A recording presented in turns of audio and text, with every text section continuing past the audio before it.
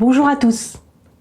Alors pourquoi souvent la victime pense être responsable du gâchis de la relation lorsque c'est le ou la perverse narcissique qui est à l'initiative de la rupture?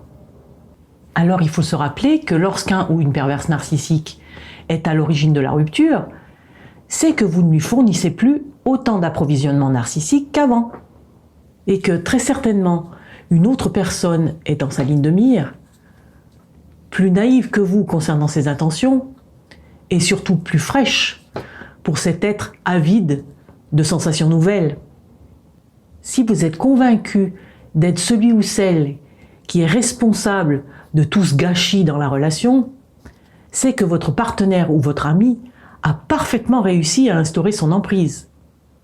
Ainsi, les mots que vous employez ne sont pas les vôtres finalement, mais bel et bien ceux du ou de la perverse narcissique. Vous êtes responsable de tout. Vous vous voyez comme la personne qui a tout abîmé. Vous n'avez fait aucun effort. Maintenant, je vous invite à faire une relecture de votre histoire. N'avez-vous pas tenté X fois d'arranger les choses? Avez-vous fait passer les besoins de cette personne avant les vôtres? Cette personne était-elle devenue le centre de votre vie et de vos préoccupations?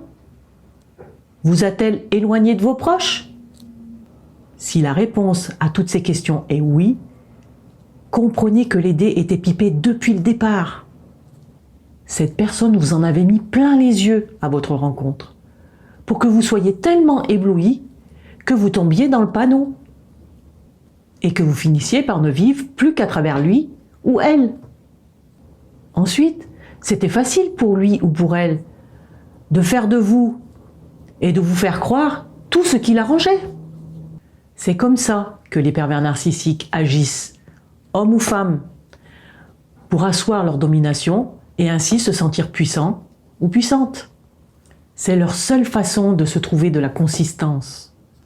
Votre travail maintenant, c'est de rouvrir les yeux et de regarder cette personne telle qu'elle est réellement.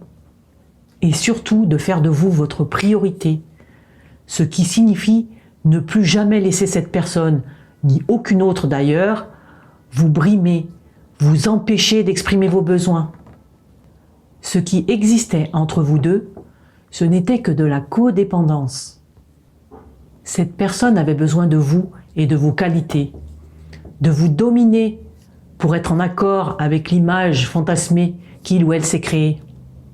Et vous étiez devenu accro à cette fausse image idyllique que cette personne vous avait vendue en début de relation. Image qui correspondait curieusement à tout ce dont vous aviez besoin à ce moment-là. Normal, tout avait été étudié pour ça. Il n'y a jamais eu d'amour là-dedans. Ou plutôt si, vous êtes tombé en amour d'un mirage, de votre rêve.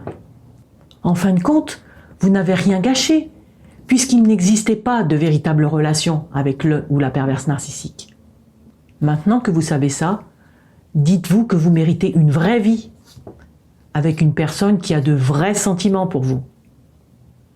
Prenez soin de vous. À bientôt.